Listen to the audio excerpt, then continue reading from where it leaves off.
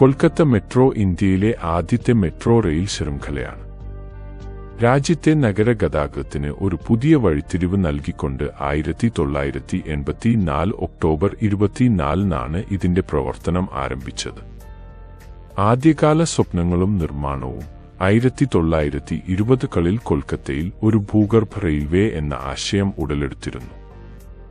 1950കളിൽ പശ്ചിമ ബംഗാൾ മുഖ്യമന്ത്രിയായിരുന്ന ബിധാൻ ചന്ദ്ര റോയ് ഈ സ്വപ്നത്തിന് വീണ്ടും ജീവൻ നൽകി. എന്നാൽ ഔദ്യോഗികമായി നിർമ്മാണ പ്രവർത്തനങ്ങൾ ആരംഭിക്കുന്നത് 1970കളിലാണ്. അന്നത്തെ പ്രധാനമന്ത്രി ഇന്ദിരാഗാന്ധി 1972 ഡിസംബർ 29-ന് ഇതിന്റെ തറക്കല്ലിട്ടു. നിർമ്മാണഘട്ടത്തിൽ സാമ്പത്തികപരമായ പ്രതിസന്ധികളും മറ്റു ബുദ്ധിമുട്ടുകളും ഉണ്ടായിരുന്നെങ്കിലും പദ്ധതി മുന്നോട്ട് പോവുകയായിരുന്നു.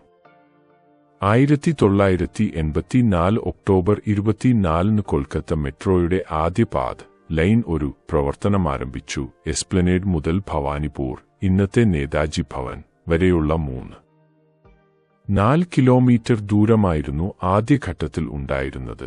ഈ ചെറിയ ദൂരത്തിൽ 5 സ്റ്റേഷനുകൾ മാത്രമാണ് ഉണ്ടായിരുന്നത്. എന്നാൽ യാത്രക്കാരുടെ പ്രതികരണം വളരെ മികച്ചതായിരുന്നു. തുടക്കത്തിൽ സാവധാനത്തിലായിരുന്നു.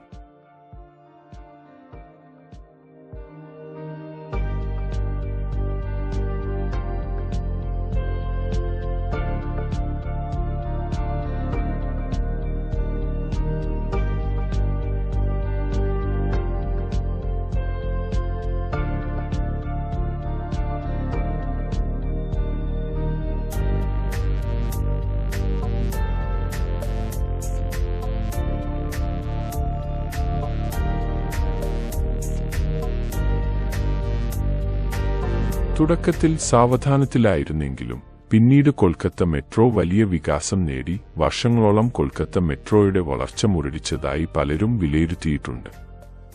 ഡൽഹി ഉൾപ്പെടെയുള്ള മറ്റു നഗരങ്ങളിൽ മെട്രോ വന്നതിന് ശേഷമാണ് കൊൽക്കത്തയിലെ വികസനം വീണ്ടും വേഗത്തിലായത്.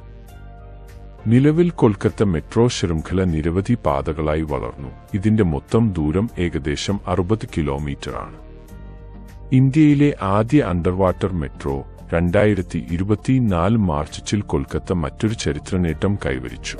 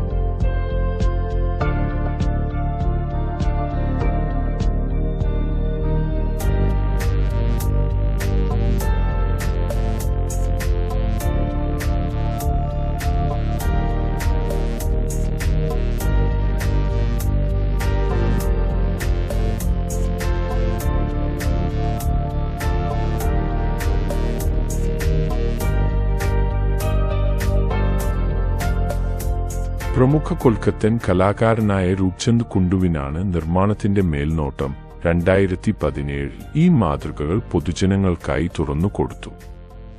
ഇക്കോ പാർക്കിലെ ഗേറ്റ് നമ്പർ 4 സമീപത്താണ് 7 മഹാത്ഭുതങ്ങളുടെ ഭാഗമായുള്ള ഈ പിരമിഡുകളുടെ മാതൃകകൾ സ്ഥിതി ചെയ്യുന്നത്. ചെറിയ പതിപ്പാണെങ്കിലും ഒറിജിനലിനെ അനുസ്മരിപ്പിക്കുന്ന രീതിയിലാണ് ഇതിന്റെ നിർമ്മാണം. ഇവിടെ 3 പിരമിഡുകളുടെ മാതൃകകളും സ്ഫിൻക്സിന്റെ മാതൃകയുമുണ്ട്.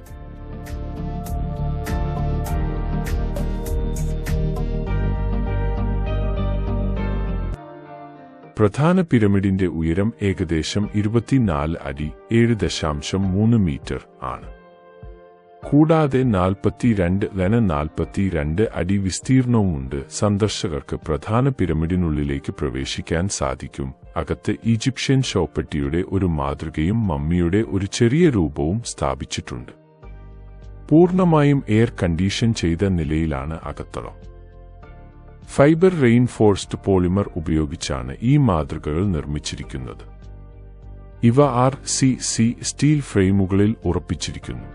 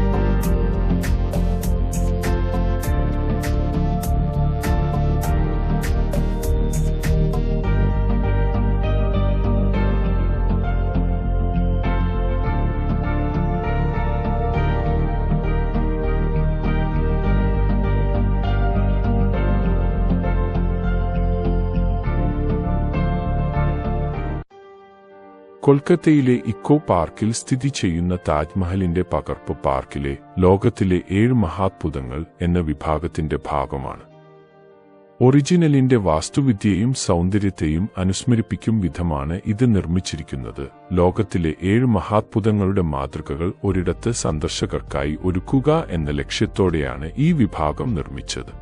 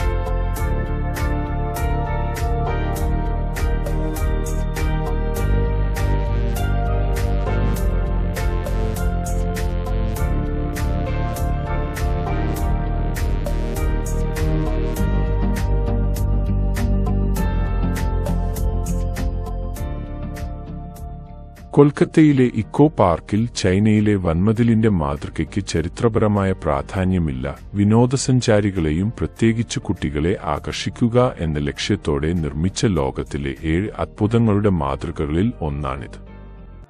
പശ്ചിമ ബംഗാൾ മുഖ്യമന്ത്രി മമത ബാനർജിയാണ് ലോകത്തിലെ 7 അത്ഭുതങ്ങളുടെ മാതൃകകൾ ഇക്കോ പാർക്കിൽ നിർമ്മിക്കുക എന്ന ആശയം മുന്നോട്ടുവച്ചത്. West Bengal Housing Infrastructure Development Corporation 2017 ഈ പദ്ധതി നടപ്പാക്കിയത്.